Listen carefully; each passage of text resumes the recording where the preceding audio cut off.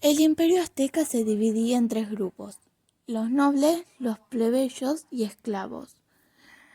El grupo que tenía los mayores privilegios eran los nobles, que estaban compuestos por la familia real, los sacerdotes, los jefes de grupos y los jefes militares.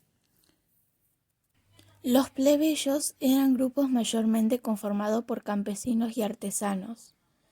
Estos a su vez se dividían en dos: a los que se le otorgaban propiedades y los que eran de un nivel más bajo y no se les permitía tenerlas. Y en el último escalón de la pirámide se encontraban los esclavos, que no contaban con ningún privilegio. Las razones por las que alguien terminaba siendo esclavo eran por prisioneros de guerra, por no pagar una deuda personal, entre otras. Estos eran usados como fuerza de trabajo y para sacrificios religiosos.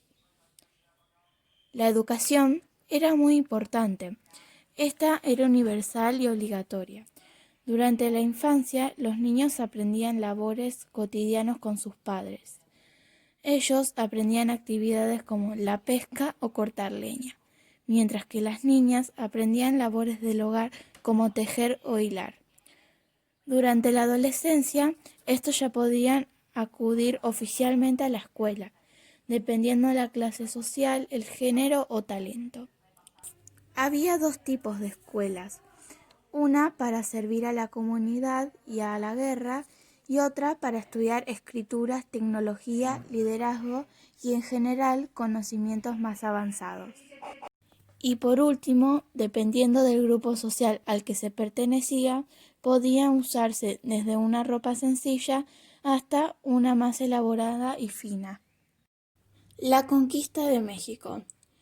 Los mexicas, desde 1492 hasta 1519, se habían expandido, dominando los pueblos a su alrededor y cobrándoles tributos. Este había crecido, pero todavía estaba en construcción. Los españoles se habían encontrado con diversas tribus, pero todavía no habían visto nada que se pareciera al Imperio Azteca. Es en este contexto que en 1518 llegan a Cuba noticias que más allá de la recién visitada península de Yucatán, había un reino de enormes riquezas. Tras oír esos rumores, el gobernador de ese momento, Diego Velázquez, comenzó a organizar una expedición de conquista y a considerar a uno de sus funcionarios para liderarla. Se trataba de Hernán Cortés, quien terminaría siendo el conquistador de México. Velázquez desconfiaba de él, por lo que terminó removiéndolo del mando y así podría finalizar su historia. Pero Cortés se adelantó a la destitución y zarpó antes, cuando ya era tarde para frenarlo. En febrero de 1519 dejaba atrás a Cuba para ir a una expedición ilegal en la que no sabía con qué se podía encontrar. Llevaba consigo no más de 500 hombres repartidos en 11 barcos, donde tenían un montón de cosas, como armas, caballos, que los nativos no. En la primera parte del viaje recorrieron Yucatán. Ahí encontraron a Jerónimo de Aguilar, un náufrago que al vivir mucho tiempo en esas tierras había aprendido el idioma maya.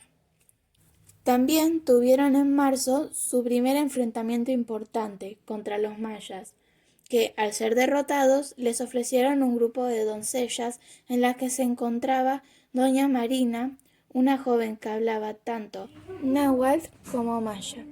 Estos serían piezas claves de la conquista. Tras ellos encontraron a la primera embajada mexica enviada por el gobernador para detectar a los desconocidos.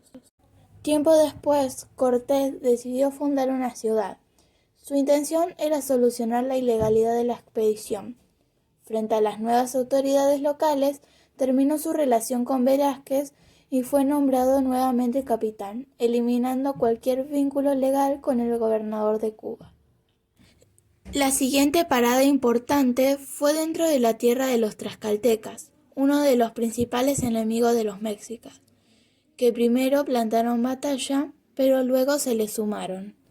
Al llegar a Cholula, una ciudad importante, Los españoles los atacaron, asustados por los rumores de una emboscada, que acabó con la vida de miles de indígenas.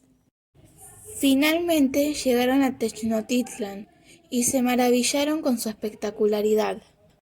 Además, se encontraron Cortés y Moctezuma, que lo recibió como invitado de honor porque, según una teoría, ellos creían que eran seres divinos.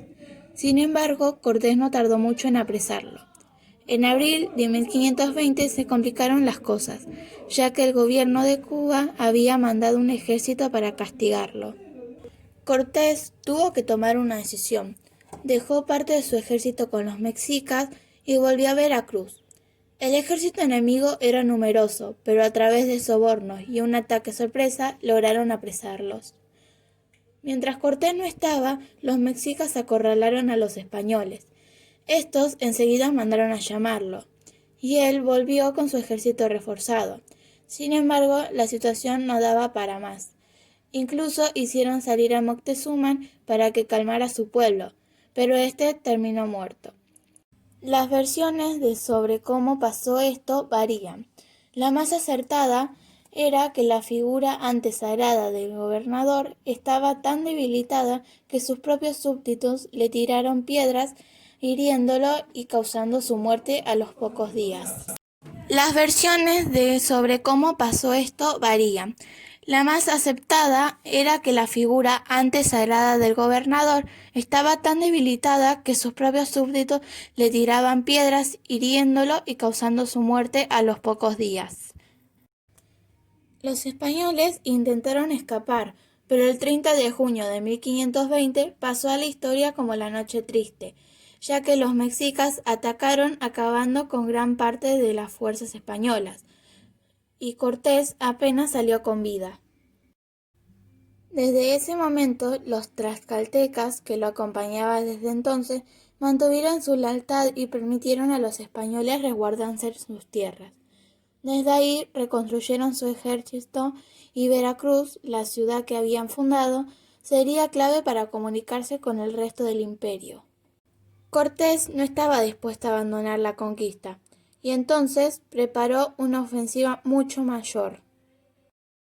Mientras tanto, para su fortuna, Tenochtitlan sufrió una epidemia en la que murió el sucesor de Moctezuma, junto con muchos de sus habitantes. Y, de la forma de hacer la guerra, se agregaron entonces las enfermedades y el apoyo de miles de indígenas. Y aún así, sumando estos factores, la conquista no fue fácil. Una vez tomadas las ciudades de los alrededores, el asedio a Tenochtitlan comenzó en abril de 1521. Recién terminó el 13 de agosto, cuando los españoles consiguieron tomar la ciudad.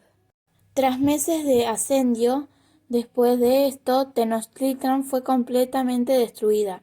Sobre ella se sentó la Ciudad de México, que ocupa su lugar en la actualidad.